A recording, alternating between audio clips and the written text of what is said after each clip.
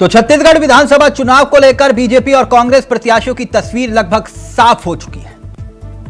कौन कहां से चुनावी रण में ताल ठोकेगा, यह तस्वीर अब आवाम के सामने है। अब दोनों ही पार्टियां घोषणा पत्र को लेकर आमने सामने हैं। कांग्रेस जहां अभी तक किसानों की कर्ज माफी के साथ साथ 4 महत्वपूर्ण घोषणाएं कर चुकी है, तो वहीं बीजेपी ने भी गरीबों को 75,000 रुपए में आवास देने का ऐलान किया है। पीएससी घोटाले का भी जिक्र किया गया है कि हम जांच करवाएंगे। एक दिलचस्प बात यह है कि राज्य में इस बार महिला वोटर्स की संख्या पुरुष वोटर्स से ज्यादा है। ऐसे में राजनीतिक दलों का फोकस आधी आबादी पर भी है, साथ ही किसानों और गरीबों के हित की बात भी की जा रही है।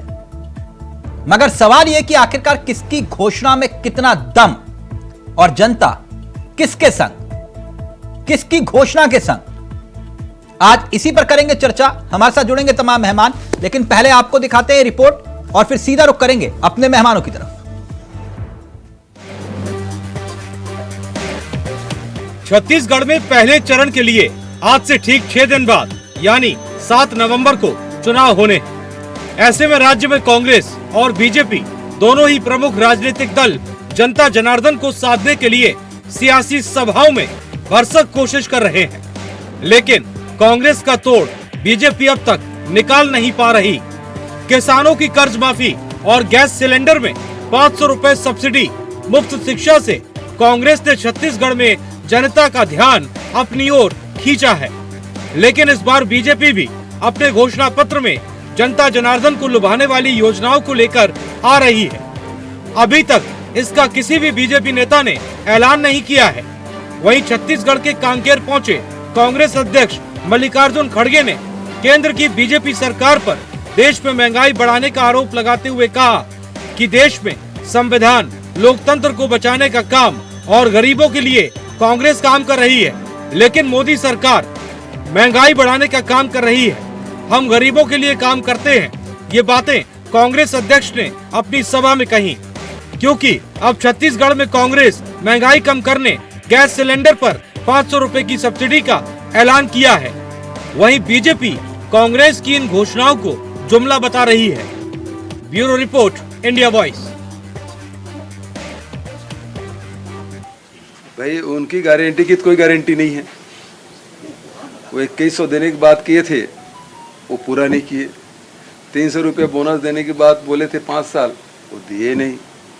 आदिवासियों को जर्सी गाय देंगे बोले, किसी एक को नहीं मिला। तो बहुत सारे उनके जो गारंटी उन्होंने दी थी उसकी तो कोई गारंटी नहीं, लेकिन हमारी गारंटी पर छत्तीसगढ़ के लोगों को भरोसा है। जातीय जनगणना जरूर कांग्रेस सरकार करवाएगी।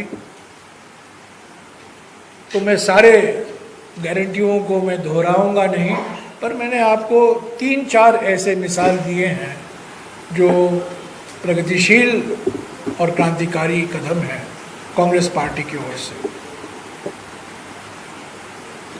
अंत में यही कहूँगा कि अगर आप जो हमने वादा किया था 2013 में, वादा करना काफ़ी आसान चीज़ है पर वादा पूरा करना मुश्किल है, पर 2013 में जो हमने वादे किए थे, और अगर आप मुझे पूछें उनमें से कितने वादे आपने पूरे किए, मैं कहूँगा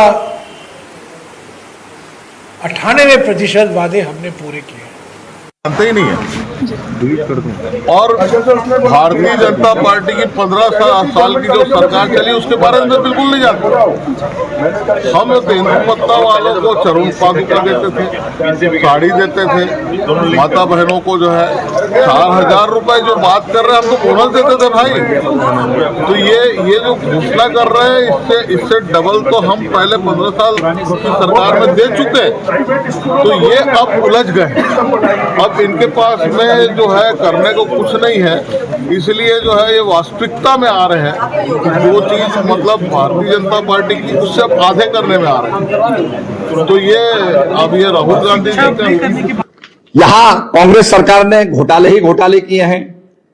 आपके सामने शराब घोटाला है 2000 करोड़ का, कोयला घोटाला है 500 करोड़ का, गोठान गौओं का जो बाड़ा होता है उसका घोटाला है 1300 करोड़ का। पब्लिक डिस्ट्रीब्यूशन सर्विसेज में फूड सिविल सप्लाई का 600 करोड़ का घोटाला है। प्रधानमंत्री गरीब कल्याण अन्न योजना में भ्रष्टाचार है। रेत माफियाओं को बढ़ावा मिला है। ट्रांसफर पोस्टिंग में घोटाला हुआ है। हर घर नल योजना जो बहुत कल्याणकारी योजना है, पूरे देश ने जिसको अप्रिशिएट किया है। हमारे पहाड़ों में जो लोग जिसकी प्रतीक्षा कर रहे हैं कि पहाड़ों में हमारे घर घर पानी आएगा, उसमें हजारों का घोटाला है। और आपने नए सोर्स को टैप नहीं किया बल्कि पुराने सोर्स में ही और नलके जोड़ दिए, तो पानी कहां से आएगा? प्रधानमंत्री आवास योजना के तहत 16 लाख लोगों को वंचित रखा गया। तो किसकी घोषणा में कितना दम, आज इसी पर करेंगे चर्चा। हमारे साथ जुड़ेंगे तमाम मेहमान, उन्हीं मेहमानों की तरफ रुख करते हैं। आपको बता दें आज हमारे साथ इस चर्चा में जो मेहमान जुड़ रहे हैं वो आपकी स्क्रीन पर आ चुके हैं। अनुभव शुक्ला जी हमारे साथ जुड़ गए हैं, कांग्रेस के चेहरे हैं। वासु शर्मा जी हमारे साथ जुड़ गए हैं, बीजेपी के चेहरे हैं। तेजेंद्र जी हमारे साथ हैं, आम आदमी पार्टी के चेहरे हैं। आप तीनों का बहुत बहुत स्वागत है। सबसे पहले मसला अनुभव जी आपका है, क्योंकि आप सत्ता में हैं, तो शुरुआत आप ही से करते हैं।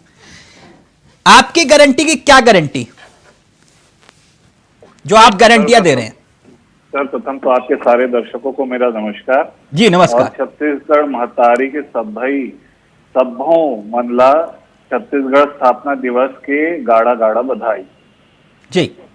अब आते हैं, आप जो कह रहे थे कि देखिए हमारी गारंटी की क्या गारंटी है, तो हमारी जो गारंटी है वो जनता ने देखी है। हमने 36 में से 34 वादे पूरे किए हैं। हमने किसानों के साथ, दलितों के साथ, पिछड़ों के साथ, महिलाओं के साथ, आदिवासियों के साथ न्याय किया है। उनके जेब में पैसे डाले हैं, उनको योग्य बनाया, उनकी क्षमता बढ़ाई है।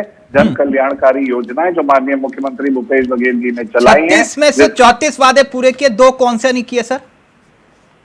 देखिए इसके बारे में हमेशा चर्चा होते रहती है कि उसमें भी केंद्र सरकार जो है नियमितीकरण की अगर आप बात करेंगे तो 55,000 करोड़ रुपए केंद्र सरकार जो हमारा कहा के रखी है, अगर वो हमको दे दे तो हम कल नियमितीकरण कर दें। उसके बावजूद तो भी हमने केंद्र प्रयास सरकार किए के सहयोग से ही नियमितीकरण का वादा किया था आपने? जी मैं आपको बता रहा हूं, बिल्कुल वही बता रहा हूं कि जब आप कोई नियम कायदा स्थापित करते हैं तो आप जब उम्मीद रखते हैं कि आपका जो भी आंकड़ा है उसके अनुसार जो भी आपके पास पैसे आने हैं और जो भी पैसे जाने हैं उसके हिसाब तो से फिर जब आप घोषणा करते हैं तो उसमें टर्म्स एंड कंडीशन जैसे लगा होता है नीचे, तो ये भी डाल दिया करेगी कि केंद्र सरकार सहयोग करेगी तभी ये घोषणा पूरी होगी, ऐसा भी हो सकता है? देखिए आप मुझे ये बताइए कि आपने और कोई दूसरी सरकार, दिल्ली सरकार देखी है जिसने 98% वादे पूरे किए हों? भारतीय ठीक, जनता अभी मैं वो पार्टी ने बीजेपी से प्रथम पूछ लूंगा, लेकिन वो दूसरा चलिए आपने बताया नियमितीकरण, और दूसरा वादा कौन सा पूरा नहीं किया आपने? देखिए शराबबंदी को लेके हमारी सरकार अग्रसर है और उसमें भी हमने अगर गांव की बात करें तो हमने ग्राम सभा को ये अधिकार दिया है पेशा कानून के तहत। हमारी सरकार आने के बाद एक भी नई शराब की दुकान नहीं के लिए उल्टा नहीं, आपने ये नहीं, आपने तो कहा था शराबबंदी करेंगे। हमने कमेटी बनाई, हमने कमेटी भी बनाई और नहीं, लेकिन इम्प्लीमेंट नहीं हुआ। 5 साल हो गए। अब आपने कहा कि ठीक 34 पूरी की और 36 में से 34 आपने पूरी की घोषणाएं। ठीक, 1 मिनट वासु जी, गारंटी अब आप भी बता दीजिए, आपकी गारंटी पर क्यों यकीन करें? आपकी गारंटी पर गारंटी क्या? जी सबसे पहले तो आज राज्य स्थापना दिवस के सभी आपके दोस्तों को बहुत बहुत बधाई, क्योंकि आज का दिन माननीय प्रधानमंत्री अटल बिहारी वाजपेयी को याद करने का दिन है। जिन्होंने छत्तीसगढ़ राज्य को हक अधिकार दिया। और आपने गारंटी की बात कही, प्रधानमंत्री मोदी की गारंटी क्या होती है? हमने स्पष्ट रूप से कहा है, जो कांग्रेस सरकार ने 16 लाख गरीब परिवार को आवास छीनने का काम किया है, हमारी सरकार बनते साथ पहली कैबिनेट मीटिंग में 16 लाख गरीब परिवार को घर देंगे।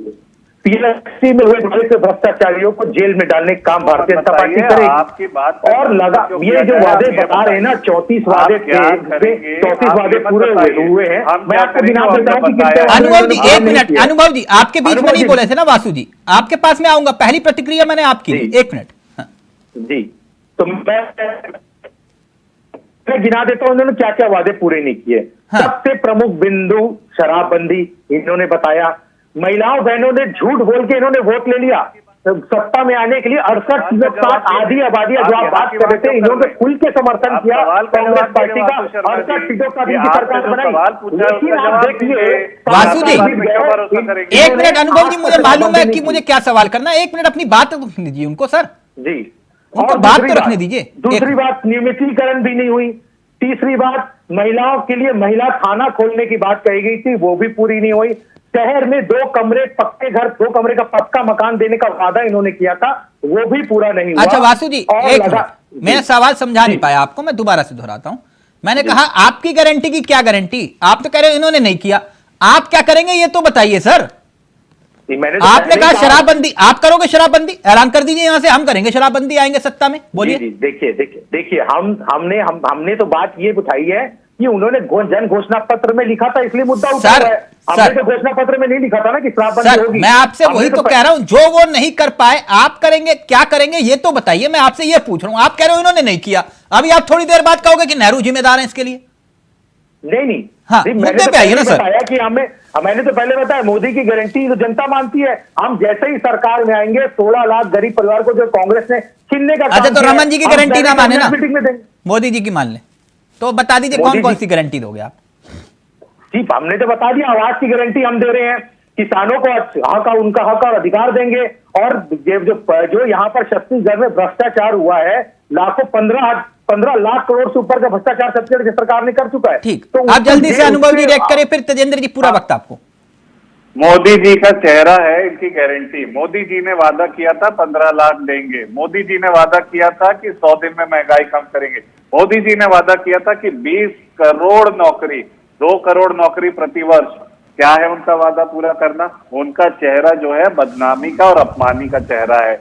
आप किसानों की अगर बात करें तो 12,000 किसान आपकी सरकार के दौरान करते हैं। जुमला के अलावा आपको कुछ बोलना आता नहीं है। आप अपने पत्ते खोल नहीं पा रहे क्योंकि आपके पास पत्ते नहीं, अब आपकी पतझड़ है। पतझड़ में जैसे पत्ते गिरते हैं वैसे ही आपके विधायक एक एक करके गिरेंगे। मुश्किल से जो 15 आए थे वो भी नहीं आएंगे। घोटालों की आप बात कर रहे हैं तो 36,000 करोड़ के नान घोटाले का जवाब दे दीजिए। पनामा पेपर में किस मुख्यमंत्री का नाम है इसका जवाब दे दीजिए। फर्नीचर घोटाला किसने किया? आबकारी घोटाला किसने किया? टाइम बॉम्ब घोटाला किसने किया? चौबे कॉलोनी में जमीन किसने हड़पी? रतन जोत घोटाला किसने किया? चिटफंड घोटाला किसने किया? झलकी घोटाला किसने किया? बारदाना में घोटाला किसने नहीं किया? अच्छा एक मिनट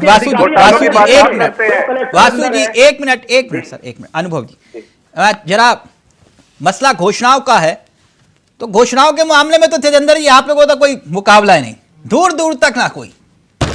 जहां केजरीवाल जी वहां जहां जाएंगे सब ये भी मुफ्त, वो भी मुफ्त, वो भी मुफ्त, जो चाहिए सब मुफ्त। आप बताइए इन दोनों में से किसकी घोषणाओं पर यकीन किया जाए? तेजेंद्र जी, किसकी गारंटी, क्या गारंटी? तिलक जी, सबसे पहले तो मैं आपको बताना चाहूंगा, आम आदमी पार्टी जो चाहिए वो मुफ्त आम आदमी पार्टी नहीं करती। आम आदमी पार्टी की एक ही विचारधारा है। आम आदमी पार्टी एक ही चीज कहती है जो जनता के बेसिक मुद्दे हैं। हम कहते हैं पूरे देश के एक एक बच्चे को अच्छी शिक्षा मिलनी चाहिए, तो इसमें गलत क्या है? हम कहते हैं पूरे देश के हर नागरिक को स्वास्थ्य सुविधाएं अच्छी मिलनी चाहिए, उनको दवाइयां मुफ्त मिलनी चाहिए, इसमें कोई गलत बात नहीं है। हम कहते हैं जो आज मूलभूत सुविधा जो बिजली है, हम कहते हैं लोगों को कम से कम बेसिक बिजली, जिसमें उनका घर का बेसिक काम हो, वो बिजली मुफ्त हो, ये हम कहते हैं। और जब हम ये कहते हैं तो हम करते हैं, ये नहीं कि कांग्रेस ने कहा था। नहीं, आप तो वो भी करते हैं जो नहीं कहते हैं, जैसे एक के साथ एक फ्री आपने दिल्ली में योजना चलाई है, एक के साथ एक फ्री वाली। मैं ये जानना चाह रहा हूं कि भूपेश बघेल को हटा के आपको मौका क्यों दे जनता? वो छत्तीसगढ़ की जनता 3 दिसंबर को जब रिजल्ट आएगा तो वो पता चल जाएगा क्यों मौका देगी। मैं नहीं, आप बताओगे तो सही ना, हम ये करेंगे। अब भूपेश सरकार को क्यों हटाया जनता? मैं तिलक जी, मैं वही चीज बताना चाहूंगा, आप टोक देते हैं बीच में। मैं वही चीज, हमने छत्तीसगढ़ की जनता को 10 गारंटियां दी है। हमने कहा है कि हम छत्तीसगढ़ में सरकार में आएंगे तो छत्तीसगढ़ के एक एक बच्चे को अच्छी शिक्षा देंगे और निःशुल्क शिक्षा देंगे। हमने एक दूसरी गारंटी दी है, हम छत्तीसगढ़ की सरकार में आएंगे तो हम छत्तीसगढ़ में स्वास्थ्य सुविधाएं ऐसी करेंगे। नहीं, ये बात तो अनुभव जी भी कह रहे हैं ना। हाँ, ये तो भूपेश सरकार भी कह रही है कि हम करेंगे। सुनिए, अनुभव जी को 5 साल मिला था, इससे पहले भी 3 साल उनको छत्तीसगढ़ में मिला है। हाँ। और अनुभव जी अभी कह रहे थे 98% हमने वादा पूरा कर दिया। हाँ। तो अनुभव जी से मेरे कुछ सवाल हैं, वो बता दें। हाँ बताइए। अनुभव जी से मेरा सवाल है कि उनसे आप पूछिए कि छत्तीसगढ़ में 19 लाख बेरोजगार हैं और उन्होंने कितने लाख बेरोजगारों को बेरोजगारी भत्ता दिया है। दूसरी चीज, उन्होंने कहा था छत्तीसगढ़ के बुजुर्गों किससे वादा किया था कि हम जब सत्ता में आएंगे तो हर बुजुर्ग को 1,000 रुपये पेंशन देंगे, जिनका उम्र 60 साल के ऊपर है, और जिनका उम्र 75 साल के ऊपर है हम उनको 1,500 रुपये पेंशन देंगे। हाँ। इनका ये वादा कहाँ है पूछिए। इन्होंने वादा किया था कि हम छत्तीसगढ़ के हर ब्लॉकों में हर ब्लॉकों में एक औद्योगिक केंद्र बनाएंगे, फूड जोन बनाएंगे। हाँ, अभी इतने काफी है। एक मिनट तेजेंद्र जी, एक मिनट। हाँ अनुभव जी, आपके अलायंस के पार्टनर पूछ रहे हैं सवाल कि बताओ बेरोजगारों को कितना बेरोजगारी भत्ता दिया और बताओ बुजुर्ग लोगों को कितनी पेंशन दी, यही पूछ रहे हो ना तेजेंद्र जी? अभी ये सुन लीजिए, अनुभव जी जवाब दीजिए। हाँ, एक मिनट आप सुन लीजिए अनुभव जी। देखिए, मैं एक प्रकार से जुमला पार्टी का और आम आदमी पार्टी का धन्यवाद कहना चाहता हूं, क्योंकि इनके पास क्योंकि मुद्दे हैं नहीं छत्तीसगढ़ में कांग्रेस से लड़े। भारतीय जुमला पार्टी नहीं तो आप केजरीवाल जी को जुमला क्यों बोल रहे हैं? मैं भारतीय जुमला पार्टी को भारतीय जुमला नहीं, वो तेजेंद्र जी आम आदमी पार्टी के नेता जिन्होंने सवाल पूछा, कंफ्यूज हो रहे हैं। मालूम है, मैंने कहा कि आम आदमी पार्टी और भारतीय जुमला पार्टी में दोनों पार्टियों का नाम बोल रहा हूं। अच्छा, मतलब दोनों जुमलेबाज हैं। ओके, थोड़ा धीरज से आप सुनिए पहले। हाँ, मैं इन दोनों पार्टियों का धन्यवाद करना चाहूंगा, क्योंकि इनके पास यहाँ पे छत्तीसगढ़ में मुद्दे हैं नहीं। कांग्रेस की सरकार ने जो काम किए हैं ये उसको काट सकते नहीं है। हाँ। तो ये सिर्फ हमारा क्रिटिसिज्म कर रहे हैं, जो हमारे लिए बहुत तेजेंद्र जी ने सिंपल से सवाल पूछे। 19 लाख, मैं जवाब दे रहा हूँ। 19 लाख बेरोजगार हैं, उनमें से आपने कितनों को बेरोजगारी भत्ता दिया? यही था ना तेजेंद्र जी? एंकर बिल्कुल, मेरा सिंपल सवाल है, मैं घुमा फिरा के बात नहीं कर रहा हूँ। एंकर साहब, patience is a virtue, kindly hold on for a minute. नहीं, मैं पेशेंस से ही हूं। अगर आप जलेबी बनाएंगे तो फिर मेरे को समझ में नहीं आएगा ना जनता को। मुद्दे पे आइए जो तेजेंद्र जी ने सवाल किया, प्लीज। तो आप बोलने देंगे? आप थोड़ा हाँ सा सर, वो 19 लाख बेरोजगार, कितनों को बेरोजगारी भत्ता? अरे जनाब, रुक तो जाइए, बोलने तो दीजिए प्लीज सर। आप भी एकदम भारतीय जुमला पार्टी टाइप कर रहे हैं सर। मैं वो वाला नहीं हूँ, विक्टिम कार्ड मेरे साथ मत खेलिए। मैं सवाल पूछ रहा हूँ, सत्ता से सवाल पूछा जाता है, आप सत्ता में है, जवाब दीजिए। तो जनाब, जवाब देने के लिए आप बोलिए प्लीज। तो फिर वो वाला मत करिए कि जवाब देने से बचना है तो गाली दो एंकर को। अरे तो भाई, आप देखिए, आपको मैं पहली बार गाली नहीं दे रहा हूँ, आप थोड़ा सा तमीज से बात कीजिए। अनुभव सर, आपसे बदतमीजी नहीं कर रहा हूँ। अनुभव सर, प्लीज बताइए, मुद्दे पे आइए। जी हाँ, मैं भी यही कह रहा हूँ, बजाय इसके मुद्दे पे आया जाए तो ठीक है। अब मेरी बात आप पूरी हो जाने दीजिएगा। मैं जवाब ही दे रहा हूँ और कुछ करने यहाँ बैठा नहीं हूँ। सबसे पहले मैं जो कह रहा था कि मैं धन्यवाद करना चाहता हूँ दोनों पार्टी का कि हमारा क्रिटिसिज्म कर रहे हैं कि जो हमने 98% वादे किए हैं, इनके क्रिटिसिज्म के कारण जो हमसे चूक हो रही है वो हम कंप्लीट करके 100% वादे पूरे करेंगे और वादे से इनफैक्ट ऊपर जाके बात करेंगे। ये अभी आम आदमी पार्टी के जो नेताजी हैं वो दवाई की, बिजली की, शिक्षा की और स्वास्थ्य की बात कर रहे थे, तो मैं इनको बताना चाहूंगा कि धनवंतरी योजना के तहत 100 करोड़ से अधिक लोगों 100 करोड़ रुपए से अधिक लोगों का पैसा बचा है। आप जो बात कर रहे हैं हम वो सरकार में कर चुके हैं। मुफ्त शिक्षा की जो आप बात कर रहे हैं तो हमने KG to PG फ्री किया है, वो वादा भी हम कर चुके हैं। बिजली की बात करेंगे तो बिजली बिल सुनिए अनुभव जी, आपको रोकना चाहूंगा मैं। अनुभव जी, आपको रोकना चाहूंगा। आपको मैंने सीधे 2 सवाल पूछे थे। मैंने आपको सवाल किया कि आपने कितने युवाओं को बेरोजगारी भत्ता दिया। आप जो स्वास्थ्य की बात कर रहे हैं ना, सुनिए, आप जो स्वास्थ्य की बात कर रहे हैं, आपको ही कांग्रेस का विधायक जब बस्तर में घायल हो जाता है तो उसको एयर लिफ्ट करा के रायपुर लाया जाता है। आप कौन से साफ सुधार की बात कर रहे हैं? आप स्कूलों की बात कर रहे हो। छत्तीसगढ़ में 50,000 स्कूल है, आप 100 स्कूलों में रंग रोगन करके पूरे 50,000 स्कूलों के कर चुके हैं क्या? जो बेरोजगारी का दर है, उस बेरोजगारी के दर के बावजूद भी छत्तीसगढ़ में पूरे देश में बेरोजगारी आंकड़ों से ज्यादा मत करिए। आंकड़ों से काम नहीं बनेगा। आप आंकड़ों को छोड़िए, आप जाइए छत्तीसगढ़ के गाँवों में कितने युवा रोजगार कर रहे हैं। आपको तकलीफ होती है क्योंकि आपके पास मुद्दे नहीं बचते हैं, तो आपको तकलीफ होती है कि हमारी सरकार ये काम कैसे कर रही है। के अलावा आप गौठान को बड़ा मुद्दा बताते हैं ना। सुनिए अनुभव जी, आपको मैं खुद आपको एक सवाल पूछना चाहूंगा। आप गौठान को बड़ा मुद्दा बताते हैं, आप बता दीजिए कांग्रेस का कौन सा नेता है बजट में शामिल करने का प्रयास अनुभव जी? क्योंकि वो कामयाब है। आप आरोप लगाते हैं कि 270 करोड़ की वहाँ खरीदी होती है और आप आरोप लगाते हैं कि 1300 करोड़ का घोटाला हुआ। बेबुनियाद मनगढ़ंत आरोप के अलावा अनुभव जी, मैं दूसरा कुछ नहीं बोल रहा हूँ। आपने कहा ना गौठानों से रोजगार मिलता है, कांग्रेस कहती है ना, तो मैं आपको कहना चाहता हूँ कौन सा कांग्रेस का नेता का बच्चा गौठान में गोबर बेचने जाता है, मुझे बताइए, और जो पैसा कमाता होगा।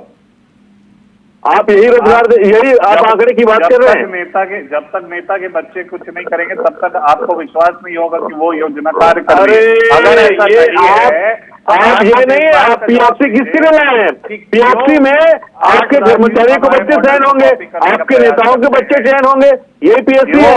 क्यों आम आदमी के बच्चे को कोई मतलब नहीं है। आप पीएससी पे आ रहे हैं तो आप पीएससी पे भी मेरा जवाब सुन लीजिए। संविधान शायद आप लोगों ने पढ़ा नहीं हो।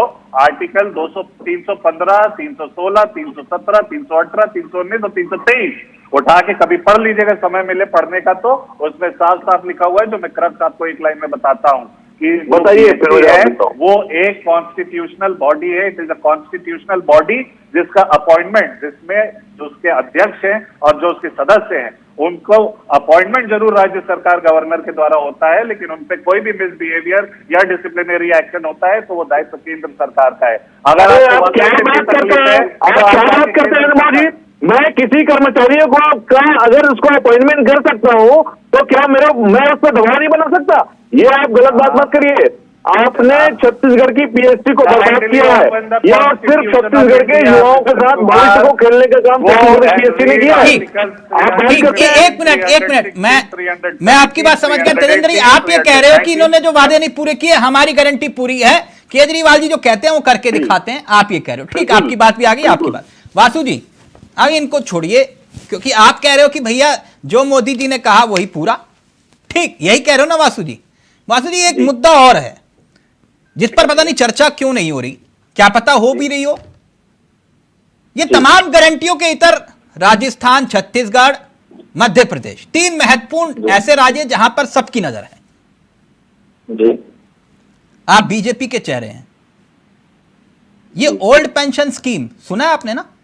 ओपीएस, ओपीएस बिल्कुल सुना है, बताइए। आपकी गारंटी में ओपीएस है क्या? पुरानी पेंशन योजना। देखिए, हमारा घोषणा पत्र में आपको सब मुद्दे देखने को मिलेंगे। हमारा घोषणा पत्र जल्दी जारी होगा, उसमें सब मुद्दे दिखने को मिलेंगे। नहीं, मैं आपसे पूछ रहा हूं, ये ओपीएस वाला मसला जो है ना, आपकी हिमाचल में सरकार, कर्नाटक में सरकार, तो ये फॉर्मूला बड़ा जबरदस्त है विपक्ष के पास। पंजाब में सरकार, तो ये ओपीएस वाला जो मसला है ना, वो बड़ा गंभीर होता जा रहा है सत्ता बीजेपी के लिए, कि नहीं? मैं कह रहा हूं आपको सारे मुद्दे हमारे घोषणा पत्र में देखने को मिलेंगे। ओपीएस मुद्दा है कि नहीं इस चुनाव में? ओपीएस मुद्दा है कि नहीं? है, बिल्कुल रहेगा। अगर ओल्ड पेंशन की हमारी सरकार भी, केंद्र सरकार भी इस पे विचार कर रही है, निश्चित तौर पे सब। मतलब मान रहे हो ना, ओपीएस मुद्दा है? अगर जब कर्मचारी अगर इस बात को कह रहे हैं तो निश्चित तौर पर मुद्दा है, तभी तो बात उठ रही है। यानी कर्मचारियों के साथ जाती हुई, कर्मचारियों के साथ बिल्कुल भारतीय जनता पार्टी खड़ी है। नहीं, जाती हुई ना एनपीएस के नाम पर, जब आप खुद ही कह रहे हो कि हाँ ओपीएस मुद्दा है, तो ओपीएस मुद्दा है, जो कि मुद्दा बन रहा है। तो मुद्दा राजनीति में मुद्दे बनाए जाते हैं, राजनीति में मुद्दे बनाए जाते हैं। जायज नहीं है क्या? मुद्दे वो चल रहे हैं। ओपीएस मुद्दा जायज है कि नहीं? देखिए, मैं ये कह रहा हूं तिलक जी, आपको सारे जवाब हमारे घोषणा पत्र के अंदर में मिलेगा। सर, मैंने आपसे सिर्फ इतना पूछा, ओपीएस मुद्दा जायज है या फिर नहीं? देखिए, ओपीएस मुद्दा जो मुद्दा है, हमारी पार्टी उसमें विचार रख चुकी है, कई बार बता चुकी है। इसमें हर बार बोलने का इसमें कुछ नहीं है। देखिए, नहीं, आपके तो कई नेताओं ने कहा ओपीएस रेवड़ी है। तिलक जी देखिए, ऐसा है कि आपने मुझे इतने देर बाद बोलने का मौका दिया। एक तो बात भी 15-10 मिनट से ये दोनों पार्टियां लड़ रही हैं। सर, वो अलायंस पार्टनर है, चलता रहता है उनमें आपस में। मेरी बात तिलक जी, ये दोनों पार्टियां आपस में सहमत नहीं है और देश में इनको सरकार। मैं ओपीएस पे सवाल का जवाब चाह रहा हूं सर, बस आपसे। सर, मैं ओपीएस पे ये कहना चाहता हूं कि हमारी पार्टी अनेक प्रकार की इसमें राय रख चुकी है। अगर ये हमारी पार्टी इस पे प्लेटफॉर्म है, उसमें आपको जवाब मिलेगा निश्चित तौर पे। मैं इस बात को कहना आप चाहता हूं। पक्ष में या विरोध में ओपीएस के? देखिए, भारतीय जनता पार्टी की प्रवक्ता होने के नाते इस बात में अभी कुछ भी नहीं बोल सकता, क्योंकि हमारी पार्टी स्टैंड रखेगी इस पे। जब पार्टी का स्टैंड मतलब होगा, वो मेरा ओपीएस पर स्टैंड कुछ भी होगा। नहीं बोलेंगे आप? नहीं, इस पर मैं कुछ नहीं बोलना था जी। 2 शब्द बोल देते सर ओपीएस को लेकर। नहीं अरे, मुद्दे यहाँ पर आपने उसके रखे थे और मुद्दा अच्छा, डाइवर्ट हो मुझे गया। लगा कि कहाँ से ओपीएस कहाँ। पर कुछ बोलना चाहेंगे आप कह रहे हो नहीं बोलूंगा, कोई बात नहीं, ठीक है, ओके, कंटिन्यू। जी देखिए, इन्होंने महंगाई की बात आज खड़गे जी ने सभा में उठाई थी। हाँ। तो महंगाई की बात इन लोग करते हैं। हाँ। तो कांग्रेस को और ये भी देखना चाहिए कि 2014 में महंगाई दर क्या थी। 2014 में महंगाई दर 10.7% महंगाई दर थी, और आज कोरोना काल के बाद और दो युद्ध चल रहे हैं पूरे देश में। चलो देश दुनिया की बात छोड़ दो, हमारे पड़ोसी देश में महंगाई दर क्या है भैया? पाकिस्तान में 38%, श्रीलंका में 25%, बांग्लादेश में 10%। वासु जी अभी इनको छोड़ देखिए सर, हम भारत जो में 4.7% महंगाई विश्व दर है। गुरु हैं। एक मिनट वासु जी, मैं आपका फाइनल कमेंट ले रहा हूं। ये जो 500 रुपए का सिलेंडर देने की बात कर रहे हैं, तो आप तो 450 रुपए का दे ही देंगे। देखिए, ये घोषणा पत्र में इनके क्या था पता है आपको तिलक जी? नहीं, बोले आप थे, 450 का देंगे ना? क्या? देखिए, ये वही मैं बोला आपको, घोषणा पत्र में सारे बिंदु आपके जो पूछ रहे हैं वो देखने को मिलेंगे। मैं टीवी में बैठ के उसके बारे में नहीं बता सकता आपको, नहीं लेकिन तो आपके जो मुद्दे हैं वो देखने को जैसे मिलेंगे। शिवराज सिंह चौहान ने कहा कि मेरे से 450 रुपए का ले लो, बात खत्म करो। इनके 500 रुपए का, मेरा 450 का ले लो, तो आप भी तो 450 रुपए का दोगे ना सिलेंडर? देखिए, अभी मोदी जी ने तो पैसे 450 रुपए कम वैसे ही कर दिए। नहीं, वो 1100 रुपए बढ़ाए तो फिर उसके 200 रुपए कम किए, वो वाला मसला नहीं कह रहा मैं कह रहा हूं कि आप भी 450 का दोगे ना? तिलक जी 400 रुपए कम हो चुके, 200 रुपए पहले, फिर 200 रुपए और बाद में कम। सर बड़े कितने थे, मैं वो कह रहा हूं, वो 400 रुपए कम वाली बात नहीं, मैं कह रहा हूं कि 450 का सिलेंडर दोगे कि नहीं दोगे, मैं इतना पूछ रहा हूं। यही तो मैं तिलक जी कहना चाह रहा हूं कि अभी मैं कैसे बोल सकता हूं ये काम घोषणा पत्र में जब सर आप मध्य प्रदेश में दे सकते हैं तो फिर सब पूरे देश में लागू कर दीजिए ना। 450 रुपए का सबको सिलेंडर मिलेगा। देखिए, वहां तक मध्य प्रदेश के शिवराज सिंह चौहान जी वरिष्ठ नेता है, उन्होंने कहा है, तो उनकी बातों आप चलिए ठीक है, मतलब विचार कर रहे हैं आप 450 का। चलिए ठीक है, दिल्ली वालों के लिए भी निकाल दीजिए सर, पूरे देश के लिए 450, तो मजा आ जाएगा, बहुत बहुत शुक्रिया हो जाएगा। वैसे भी दीपावली होली आपने कहा सिलेंडर फ्री, तो वो वाला मसला भी था। खैर अनुभव जी 10 सेकंड आपके फाइनल कमेंट, आप बताइए। आपने सुना आपके अलायंस पार्टनर कह रहे थे कि रत्ती भर कोई भरोसा नहीं है आप लोगों पर, अब बाकी आपने पढ़ लीजिए।